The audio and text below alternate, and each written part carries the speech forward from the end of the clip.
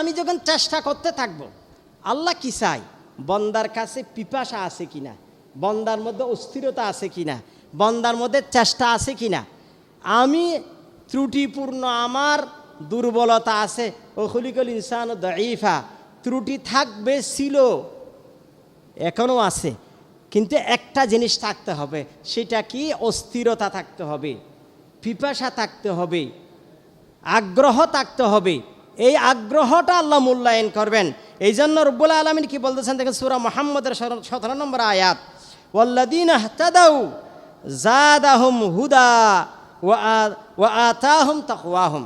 যারা হেদায়েত পেয়েছে তাদেরকে আরও হেদায়েত আল্লাহ দিতে থাকবে এবং তাদের তাকওয়াকে আরও মজবুত করবে। কখন? যদি আমি হেদায়েতের কাজ করতে থাকি।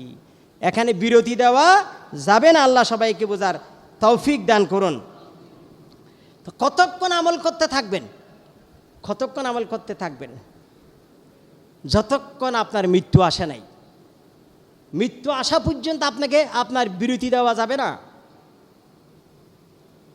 মৃত্যু আসা পর্যন্ত বিরতি দেওয়া যাবে না। এখন এক আল্লাহর বান্দা দেখবেন নামাজ ছেড়ে দিছে, মানুষকে নামাজ পড়তে বলতেছে, নিজে নামাজ পড়ে না। হয়তো কি বলে, কোরআনের আয়াত পড়ে একটা, ওয়াবুদু রাব্বাক হাত্তা ইয়াতিয়াকাল ইয়াকিন, ওয়াবুদু রাব্বাকা হাত্তা ইয়াতিয়াকাল ইয়াকিন, সূরা হিজরের 99 নম্বর আয়াত। আল্লাহ তো বলছে ইয়াকিন আসা পর্যন্ত আমল করতে বলছে, ইয়াকিন আসা পর্যন্ত, ওয়াবুদু রাব্বাক হাত্তা ইয়াতিয়াকাল ইয়াকিন। অতক্ষণ আল্লাহর ইবাদত করো যতক্ষণ আপনার মধ্যে ইয়াকিন আসে নাই। ওরা কি বলে, আমাদের ইয়াকিন এসে গেছে, এখন আর আমল করতে হবে না, এখন নামাজ পড়তে হবে না, এখন আমল ছেড়ে দিছে, কারণ আমরা ইয়াকিন হয়ে গেছি, বেহেশতে চলে যাবো। নাউজুবিল্লাহ বলেন, বেহেশতে নাকি ওরা চলে যাবে, ইয়াকিন হয়ে গেছে, এই জন্য আর নামাজ দেওয়া পড়ে না, বসে বসে তসবিহ বানতেছে, নামাজে যায় না, মসজিদে যায় না। আর জিজ্ঞেস করলে বড় যে আমরা ওই কাবা শরীফে নামাজ পড়ে আসছি, মদিনা শরীফে নামাজ পড়ে আসছি। মানুষকে বলে নামাজে যাও, মসজিদে যাও, উনি নামাজ পড়ে না, সিগারেট টানে, গাঁজা টানে। বলতে কি এসে গেছে, একিন এসে গেছে। নাউজুবিল্লাহ বলেন না, একিন নাকি এসে গেছে। এখানে একিন মানে কি, আপনি তাফসির খুলে দেখেন, ইবনে কাসির দেখেন, বিভিন্ন তাফসির খুলে দেখেন। একিন মানে এখানে মউত, ওয়াবুদু রাব্বাক হাত্তা ইয়াতিয়াকাল ইয়াকিন। যতক্ষণ আল্লাহর ইবাদত করতে থাকো যতক্ষণ একিন আসে নাই। একিন মানে নির্দিষ্ট সন্দেহাতীত জিনিস। সন্দেহাতীত জিনিসটা কি? মৃত্যু।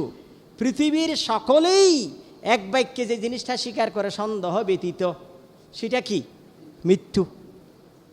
কমিউনিস্ট সেও মৃত্যুকে স্বীকার করে, হিন্দু, বুদ্ধিস্ট, খ্রিস্টান, যুগী,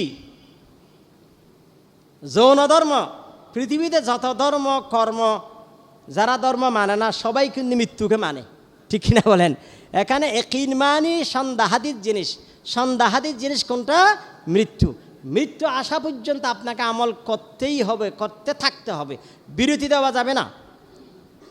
যদি আপনি আপনার সাধ্যের মধ্যে কাজ করতে থাকেন, বাকিটা আল্লাহ দেখবেন। আলহামদুলিল্লাহ বলেন।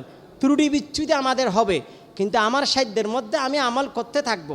অন্তত 5 ওয়াক্ত নামাজ, সালাত জামাতের সহিত আপনাকে পড়তেই হবে, বিরতি দেওয়া যাবে না। 5 ওয়াক্ত নামাজ না পড়ে মুসলমান হওয়ার আর কোনো উপায় নেই। যদি উপায় থাকতো, সৈয়দুল মুরসালিন অসুস্থ অবস্থায় নামাজ ছেড়ে দিতেন, ঠিক কিনা বলেন? রসুল সৈয়দুল মুরসালিন 2জন সাহাবীর গায়ে ভর দিয়ে মসজিদে চলে আসতেছে। তা রসুলকে যদি নামাজ পড়তে হয়, তা আপনি কোন পিসাব হয়েছেন? আপনি পিসাব না বন্ড সাপ? আপনাকে নামাজ পড়তে হয় না? কিসের মুসলমান আপনি? কিসের পীর? আপনি তো ভণ্ড হয়েছেন। নামাজ না পড়ে মুসলমান হওয়ার কোনো উপায় নেই। ইয়াকিন আসা পর্যন্ত নামাজ পড়তে থাকতে হবে। কারণ হইল আপনার বিরুদ্ধে চ্যালেঞ্জ দিয়ে আছে, আপনার বিরুদ্ধে শয়তান সবচেয়ে বড় শত্রু উৎপেতে আছে, আপনাকে গুমরা করার জন্য, পথভ্রষ্ট করার জন্য, বিচ্যুত করার জন্য, পথহারা করার জন্য, দুজুগে নিয়ে যাওয়ার জন্য, গর্তে ফেলানোর জন্য। শত্রু সব সময় সজাগ। আর আপনি বিরতি দিতে পারবেন?